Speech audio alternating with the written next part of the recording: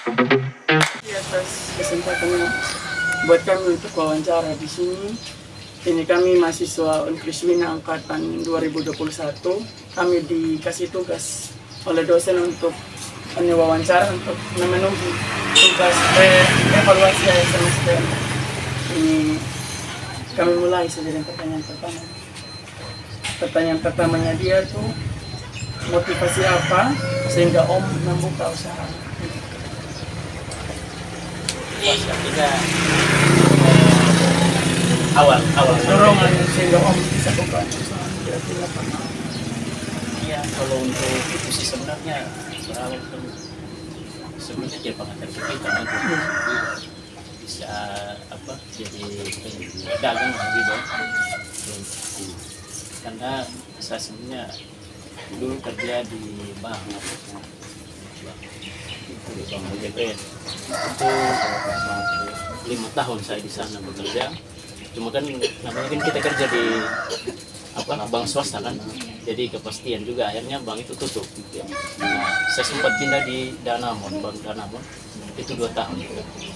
Jadi berawal dari sana sudah akhirnya saya berpikir begini, kan kita namanya kalau kita kerja dengan orang artinya di mana saja ini, apalagi kita kerja di perusahaan kan, ya seperti itu. Hanya kita kerja dengan orang kita tidak pasti ya.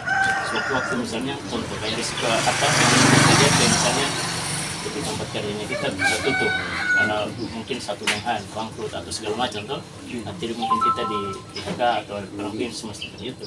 Jadi mau saya berpikir kayaknya saya buka usaha sendiri, artinya saya yang jadi kita kalau bilang dibilang bos sendiri gitu kan, tidak ada yang perintah kan, kita kerja untuk kita sendiri gitu.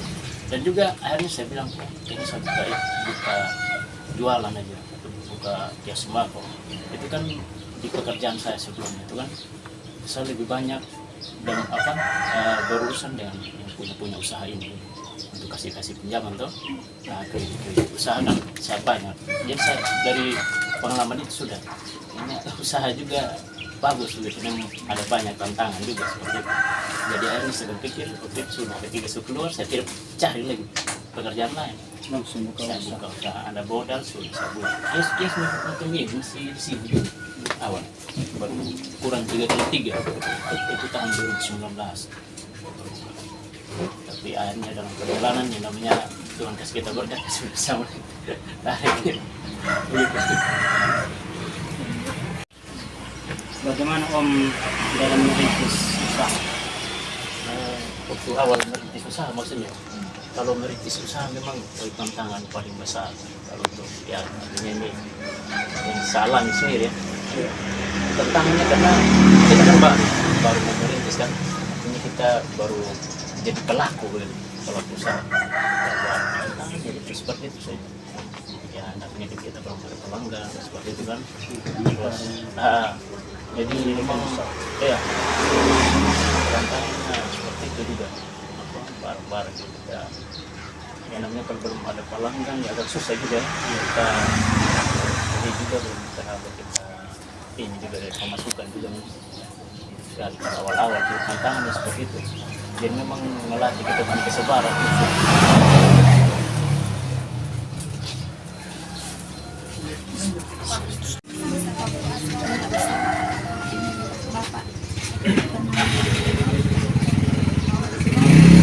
Iya, kalau kendala dalam mengelola usaha sih, kendala dalam mengelola usaha sebenarnya paling pikir banyak sebenarnya.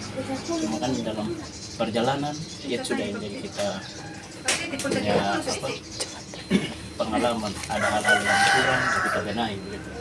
Ya, misalnya dari disiplin waktu juga kita harus memang walaupun ini usaha kita punya sendiri, tapi kan kita dituntut untuk bagaimana untuk kita disiplin juga. Misalnya untuk pagi itu kita membukanya jam berapa, ya kan itu juga yang memang ini kan misalnya itu dasar juga ya. Karena kan ini orang kan pagi-pagi pasti banyak kebutuhannya toh. Jadi bagaimana juga kita dituntut untuk harus bangun pagi gitu. Terus yang kedua, kita kalau kendala yang lain-lain dalam penentuan harga juga, karena di mana kan kalau yang jualan itu belum kita itu, jadi kadang bagaimana kita dituntut juga untuk tetap kita jual ada untung, tapi dengan harga memang bisa sama lah dengan di pasaran gitu. Yang misalnya itu kan kita kepingin untung gitu kan. Tapi bagaimana misalnya di tempat lain dia lebih murah dari kita, pasti orang juga mau datang ulang gitu. Itu tantangan ya saja. Kadang dari harga yang memang ini. Terus dari cara kita melayani orang juga ya dok. Itu gimana kita komunikasi dengan seperti itu. Terus juga yang memang paling rumit juga sampai sekarang, kalau kita seperti ini itu yang utama.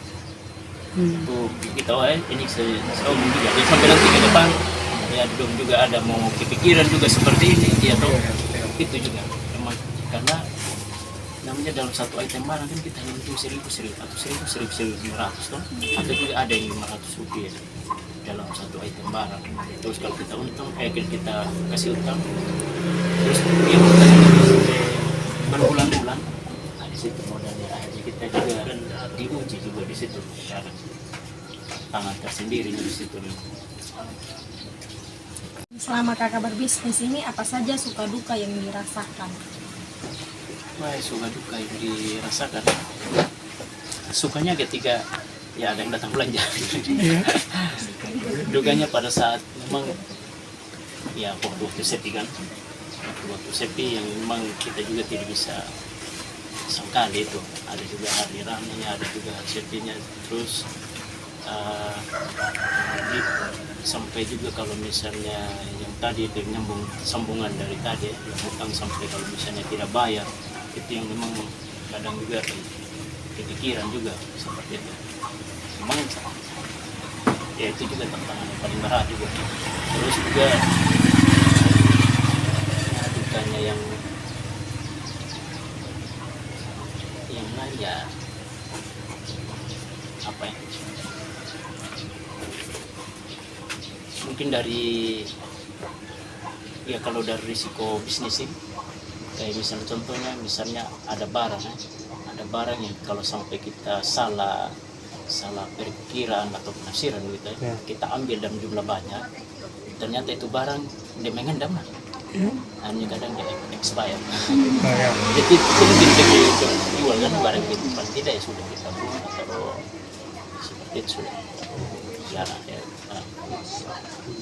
Paling itu saja dalam pengelolaan ini sih, pengelolaan usaha seperti itu. Kalau untuk dukanya sih ya seperti itu saja.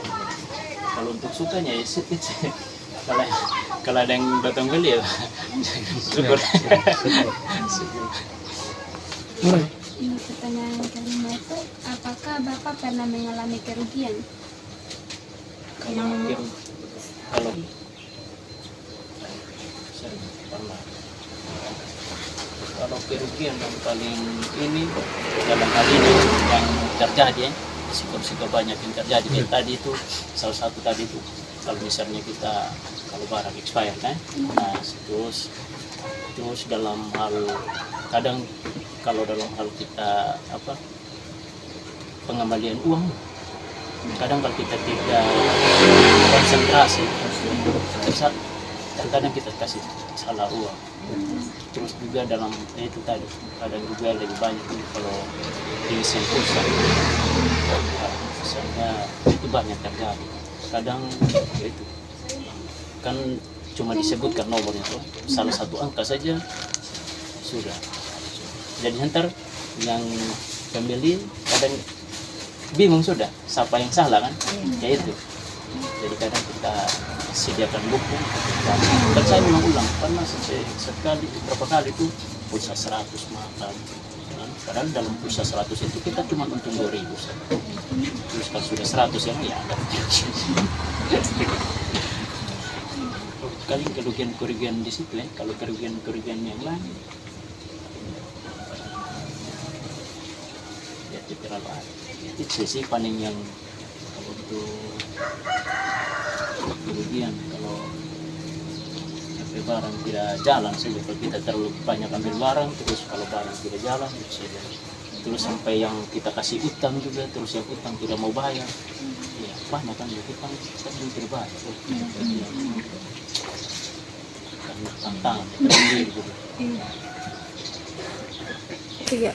Ya, bagaimana dengan keuntungan yang diperoleh dalam bisnis?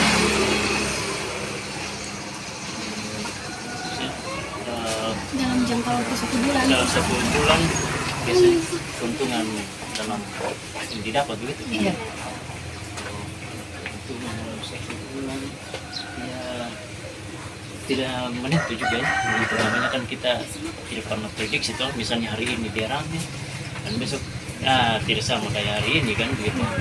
Jadi kalau dikira-kira kan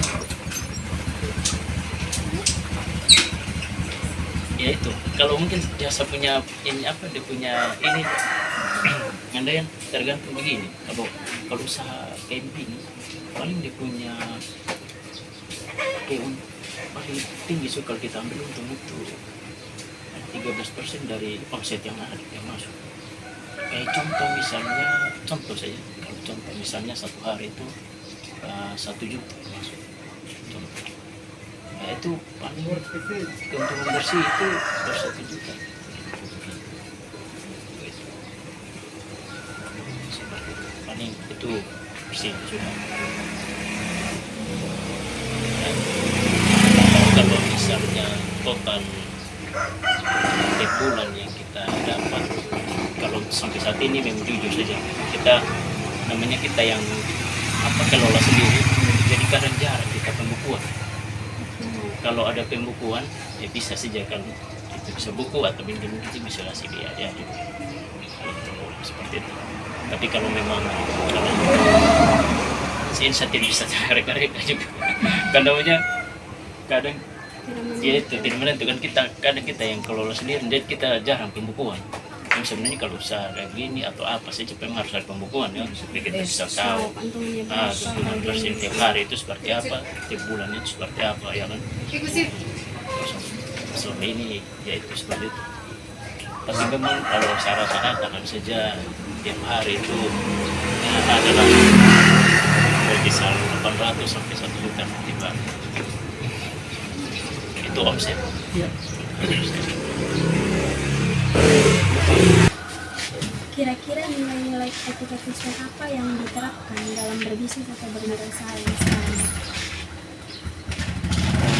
Etika Kristen. Iya. Seperti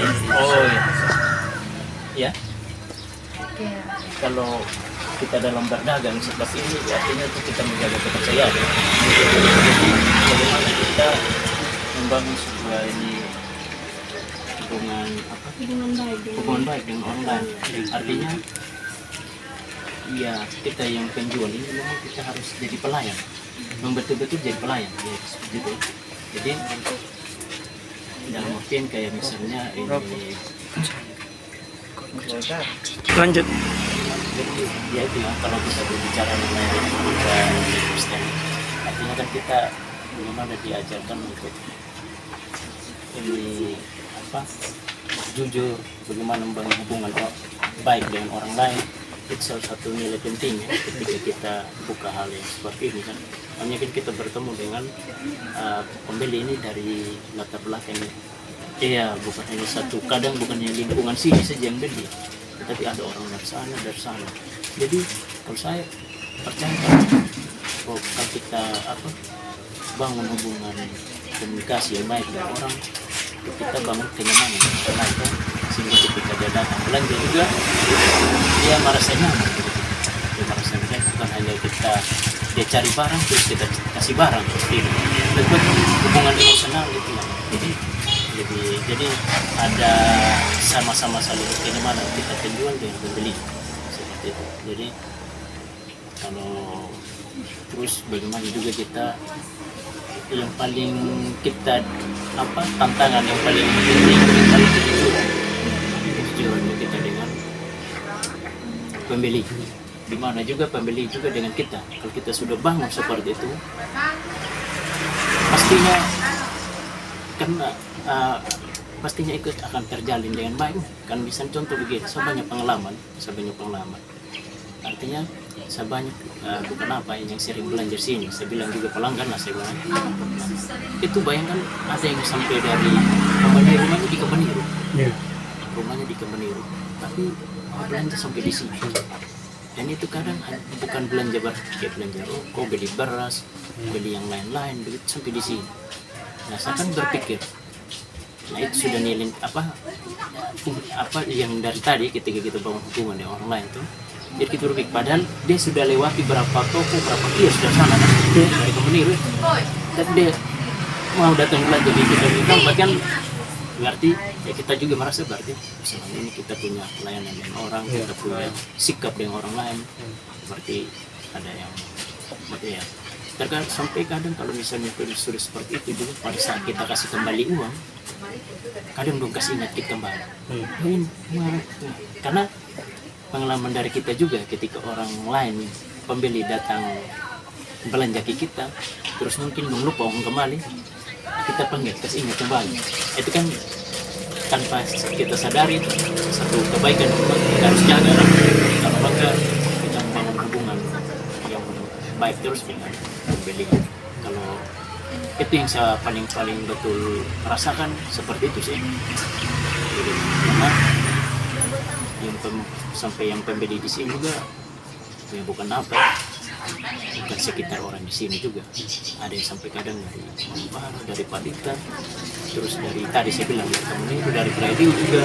Kalau kita mau lihat ya, kan dulu sudah lewat berapa kios, berapa toko tuh, belum sampai di sini. Berarti ada hal yang ya kita bukan kita puji diri, tapi itu yang memang kita ternyata kita jualan, kita harus jaga nilai seperti ini, hal yang seperti ini itu dari situ. Itu sih kalau saya alami selama ini.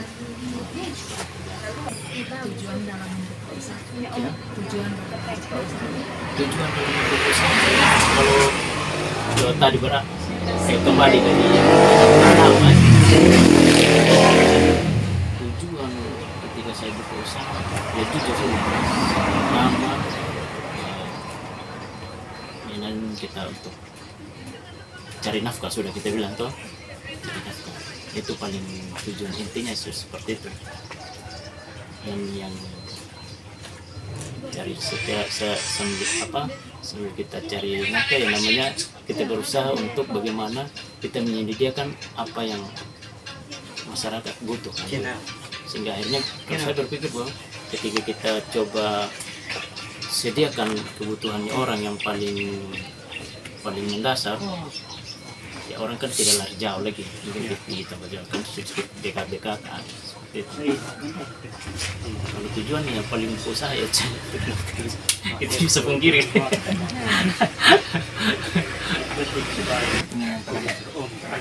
Ya, manfaat apa yang dirasakan setelah kakak membuka usaha? Ya, kalau manfaat yang paling saya rasa ya, kalau saya bandingkan dulu ketika saya kerja dengan di perusahaan, kerja dengan orang lain, saya bilang sudah kerja dengan orang lain di perusahaan kerja. Saya merasa bahwa ini biar saya setinggi apapun jabatan saya di situ, tetap saya jadi seorang karyawan. Saya akan tetap diperintah. Ketika saya tinggi, tetap akan ada di atasnya kita dulu yang kan atur kita kan. Begitu. Nah kalau di sekarang saya berpikir saya punya, kita yang punya sendiri, kita yang rasakan sendiri. Jadi kita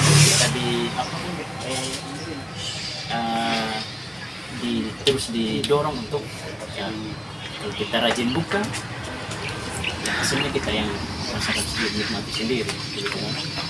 Nah terus manfaat yang lain juga bahwa waktunya kita lebih banyak di rumah dengan keluarga ya, anak istri masih kita bisa sama-sama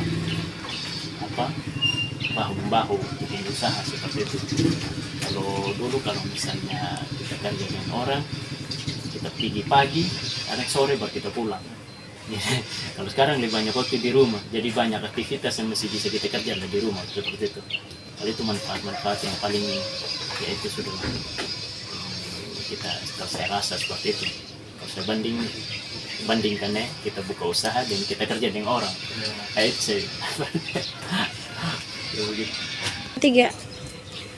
Buat kakak, terima kasih untuk waktunya kita sudah wawancara tadi di sini. Terima kasih sudah jawab pertanyaan kita tadi. Terima kasih sudah terima kita juga di sini tadi, sudah kasih pengalaman baru juga buat kita. Kita belajar sesuatu tadi dari yang kita wawancara kakak, dan kita harap usahanya kakak ini akan berjalan dengan lancar, bisa dikatakan bisa sukses. Terima kasih banyak. Usahanya besar lagi. Ya, terima kasih. Adik-adik juga ya untuk studinya sukses. Ke depan, ya, ke depan ada perencanaan atau apa dalam apa karir atau seperti apa usaha bisa berjalan dengan baik. Setiap perencanaan dan harap. Bisa standar dulu.